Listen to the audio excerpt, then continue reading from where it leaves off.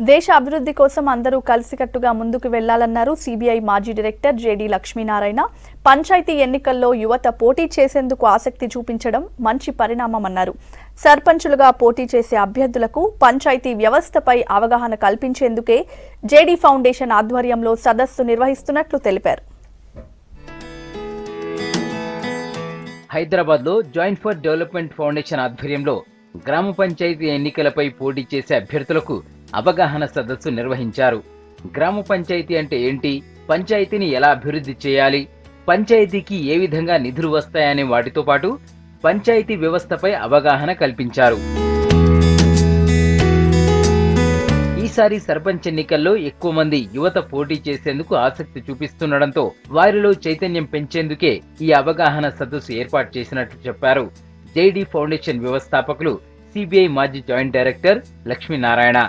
దీనిలో భాగంగా గతంలో గ్రామాల అభివృద్ధికి కృషి చేసిన వారిని, గ్రామ పంచాయతీ చట్టాలపై అవగాహన ఉన్నవారిని సదస్సుకు పిలిపించి అవగాహన కల్పించారు. నిజాయితీగా నిస్వార్థాలతో ఓటు వేసి అభివృద్ధికి పట్టం కట్టాలని ప్రజలను కోరారు. అంటే ప్రజలు వాళ్ళ గ్రామానికి ఏం కావాలో వాళ్లే నిర్ణయించుకొని మన దగ్గరికి ఎన్నికల సమయంలో వచ్చే అభ్యర్థులకు మాకు ఇవన్నీ చేసి పెట్టి మాకు బాండ్ పేపర్లో రాసివ్వండి అన్న ఒక ప్రయోగాన్ని మొదలుపెట్టాం. ముఖ్యంగా తెలంగాణ ఎన్నికల్లో దీని ప్రభావం చాలా ఉండింది. చాలామంది నేతలను ప్రజలు బాండ్ పేపర్ మీద రాయించడం అడిగారు. చాలామంది నేతలు కూడా రాసిచ్చారు. కాబట్టి ఒక ఆలోచన విధానంలో మార్పు తీసుకురావడం అన్నది ఒకటి. రెండవది వచ్చేసి ఐడియా బాక్స్ అన్నది ఒకటి తయారు చేసాం. అంటే పిల్లల్లో చాలా సృజనాత్మకమైన ఆలోచనలు ఉంటాయి, క్రియేటివ్ ఐడియాస్ అంటాం.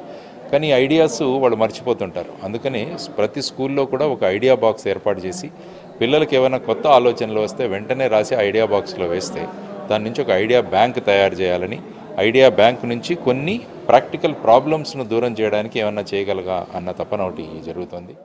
దేశంలోని గ్రామ పంచాయతీలకు ఆదర్శమవుతున్న వరంగల్ రూరల్ జిల్లా గంగదేవిపల్లికి చెందిన మాజీ సర్పంచ్ రాజమౌళి ఉపన్యాసం సదస్సులో ప్రత్యేకంగా నిలిచింది.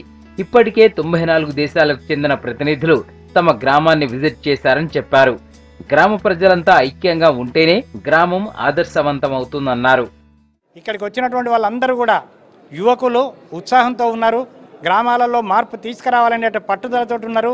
కాబట్టి ఇలాంటి పట్టుదలతో ఉన్నటువంటి వీరు మరి రేపు ప్రజలు కనుక ఎన్నుకుంటే ఖచ్చితంగా ఆ గ్రామాల యొక్క రూపురేఖలు మార్చడానికి మరి ఆ మంచి అవకాశం మరి ఈ యొక్క ఫౌండేషన్ వారు తీసుకొని చేస్తూ ఉన్నారనేది నేను గర్విస్తూ ఉన్నా.